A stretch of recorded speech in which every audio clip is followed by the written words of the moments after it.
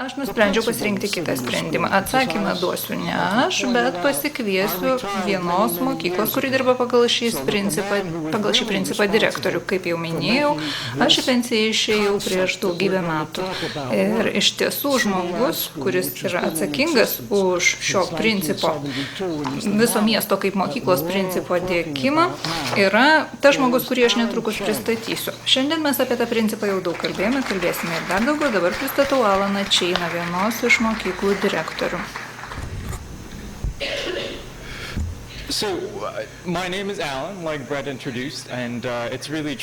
Kaip jau buvau pristatytas, aš esu Alanas ir iš tiesų labai gaila, kad negalėjau dirbti kartu su Bredu. Iš tiesų, mus skiria keletas direktorių kartų ir būtų buvę tikrai puiku šalia turėti tokį žmogų kaip Bredas, kadangi jis iš tiesų puikių įkvepiančių idėjų sukūrė ir labai daug ką sugalvojo iš to, ką galima būtų padaryti švietimo srityje.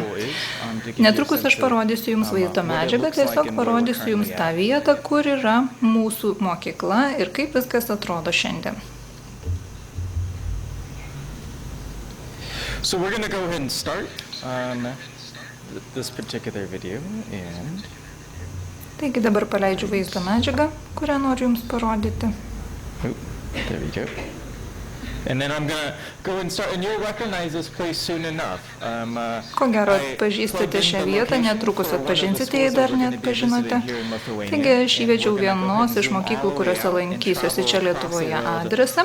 Ir iš tos mokyklos mes keliausime į kitą pasaulio kraštą, maždaug už 7000 kilometrų esančią mokyklą Niujorke.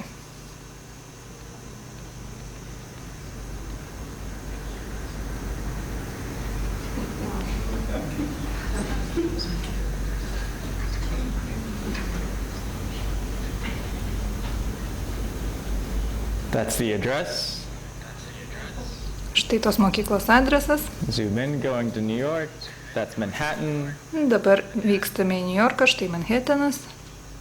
And then from there we're going to zoom in some more. There's the park across the street, the swimming pool.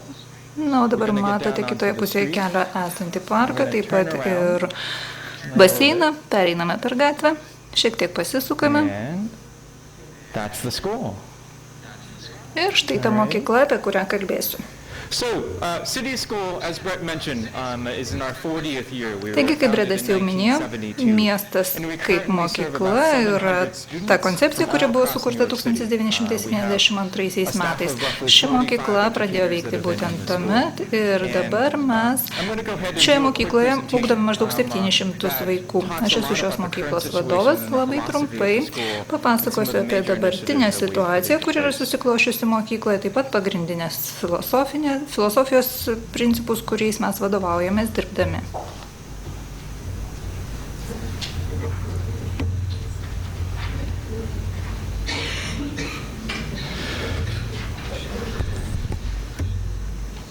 So, I would like you to be able to start by spending roughly 30 seconds. Norėčiau pradėti paprašydamas jūsų maždaug 30 sekundžių pagalvoti ir prisiminti vaiką, kuriam galbūt sunkiai sekėsi mokykloje. Tai gali būti jūsų giminaitis, galbūt tai esate jūs pats. Pagalvokite tas 30 sekundžių, kodėl tam vaikui buvo sunku mokykloje ir ką reiškia būti jo vietoje.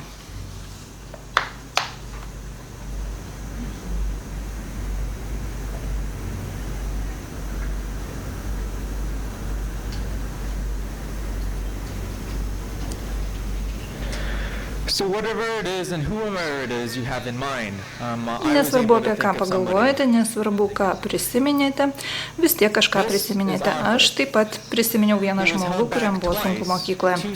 Tai Arturas, jis 2 kartus kartojo mokyklinį kursą, kol baigė mokyklą.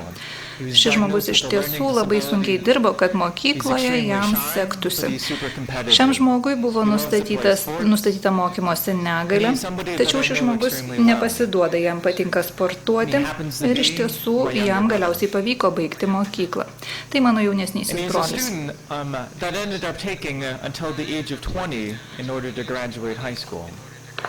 Jis mokyklą baigė tik sulaukęs 20. Tiek metų jam prireikė tą padaryti. Kadangi jis yra mano jaunesnysis brolis, aš puikiai žinau, iš kokios aplinkos jis yra kilęs, žinau, kaip sunkiai jis dirbo, kad pabaigtų mokyklą. Iš tiesų, gyvenime mums gali nutikti pačių įvairiausių dalykų ir niekuomet nežinome, ko mums reiks, kad galėtume motyvuoti mokinius, su kuriais dirbame mokytis. Tiesą sakant, tokių į Artūrą panašių mokinių yra 1,2 milijono vaikų. Jie kasmet nebaigia mokyklos. Didžioji dalis jų yra iš tikrai labai neturtingos visuomenės, taip pat dauguma jų yra iš mažumų, etninių mažumų.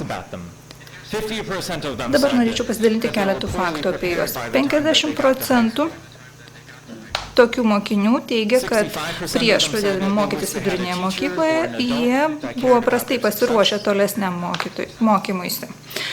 Tačiau jie taip pat turėjo ir kitų problemų.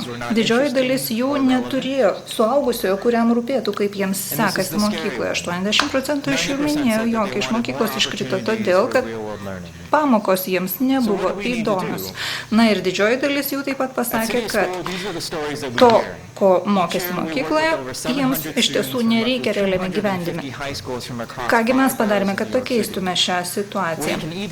Turiu pasakyti, jog mes dirbame su didelė mokinių bendruomenė, kad pakeistume situaciją. Mes nusprendėme, kad mes turėtume suteikti tiems vaikams iš keleto New Yorko rajonų geriausią galimybę mokytis. Kaipgi mes tai padarėme? Visų pirma, mes pakeitėme tai, kaip mes ruošiame mokinius tolesniam gyvenimui po mokyklos. Kaip tą galime padaryti?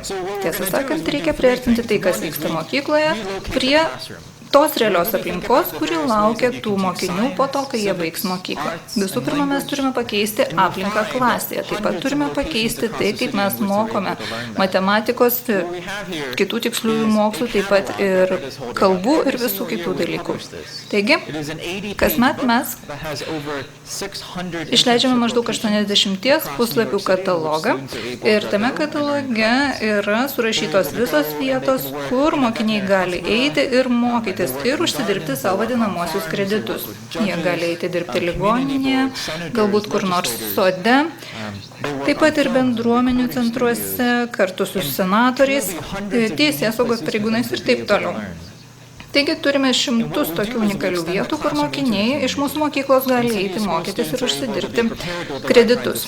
Mūsų mokiniai taip pat mokosi ir kitose miesto vietose. Ir tai padeda jiems geriau išmokti skaityti, geriau išmokti tų dalykų, kuriems bus svarbus gyvenime vėliau. And here's some pictures of them when they're out there in the field.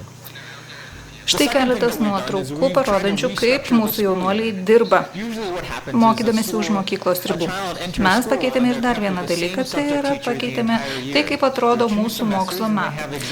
Paprastai anksčiau būdavo taip, mokslo metai suskirstyti į 2 semestrus ir mokinys mokosi vieno ir to paties dalyko pas vieną ir tą patį mokytoją. Mes nusprendėme situaciją pakeisti iš esmės ir visus mokslo metus suskirstyti į daugiau ciklų, taip pat suteikti mokiniams daugiau galimybių mokytis pas skirtingus mokytojus. Na, pavyzdžiui, taip pat suteikiame mokiniams galimybę, pavyzdžiui, 3 ar 5 dienas iš eilės mokytis tik tai vieno konkretaus dalyko. Taip pat suteikiame jiems galimybę dalyvauti tarptautinėse konferencijose, vykti, pasimokyti į užsienį ir įgyti kitokios patirties, kurios jie niekur kitur negalėtų įgyti. Kaip matote, štai viena iš nuotraukų, ką veikia mūsų jaunuoliai, išvykę, pavyzdžiui, kad ir pasimokyti į Indiją, į Kiniją, ar išvykę stovyklauti, taip pat lankydamiesi įvairiose meno galerijose ar užsiimdami kitą veiklą New Yorko mieste. Padarėme ir dar vieną dalyką. Tai yra, sukūrėme naują sėkmės sampratą.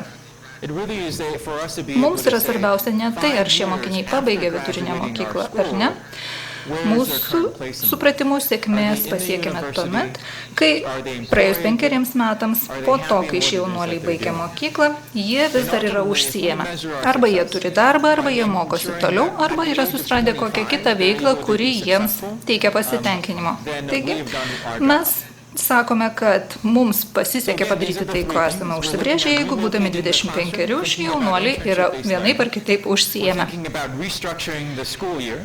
Taigi, kaip matote, mes iš esmės pakeitėme mokslo metų struktūrą, pakeitėme tai, kaip mokome šios jaunuolius ir pakeitėme sėkmingo darbo suvokimą. Mums iš tiesų pasisekė sumažinti mokyklos nebaigiančių jaunuolių skaičių labai stipriai. Taigi tokie jaunuoliai, tie 75% jaunuolių, kurie baigia mūsų mokyklą, iš tiesų išvengia daugybės nemalonumų, išvengia kalėjimų, išvengia kitų socialinių problemų. Štai dar viena mūsų mokyklos nuotrauka. Mes taip pat norėtume jūs pakviesti kitais metais atvykti pas mus į New Yorką tokiai panašiai konferencijai. Tai būtų 25-oji jubiliejinė INEPS konferencija New Yorko mieste. Aš tikiuosi, kad jūs galėsite pas mus atvykti, pasikalbėti su mūsų mokyklos mokiniais, su mūsų mokyklos mokytojais, taip pat apsilankyti kitose New Yorko mokyklose. Tai tiek būtų mano pranešimo. Ačiū.